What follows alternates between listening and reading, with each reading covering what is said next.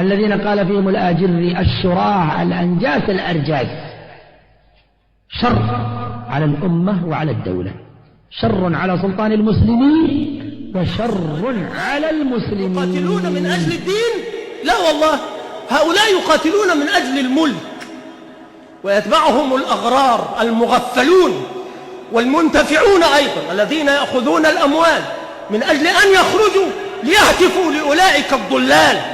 هؤلاء ليسوا في الحقيقة بدعاة، هؤلاء في الحقيقة دعاة إلى النار، كما قال النبي المختار صلى الله عليه وآله وسلم: دعاة على أبواب جهنم من أطاعهم قذفوه فيها، أضلوا المسلمين وحرفوهم عن الدين، بل سلبوا منهم الفطرة النقية، فصار الناس لا يعرفون إلا المكر، لأنهم ما عادوا يتكلمون ولا يعرفون ولا يفكرون إلا في السياسة. السياسة لا دين لها، السياسة لا دين لها ولا أخلاق فيها. السياسة فن الممكن، يعني ما استطعت أن تصل به إلى غرضك فتوصل إلى غرضك به ولا عليك، لا يضرك. وهذه هي المكيافيلية النفعية، أننا نصل إلى ما نريد بقطع النظر عن كل شيء.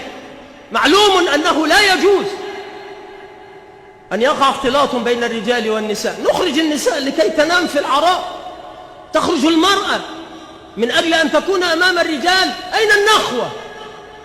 لقد كان الجاهليون الكفار يحرصون على إبعاد النساء عن مواقع النزال، فأي دين هذا الذي يقدم فيه النساء والأطفال ليكونوا ساترا، ليكونوا حاجزا، ليحموا الرجال؟ أي رجال؟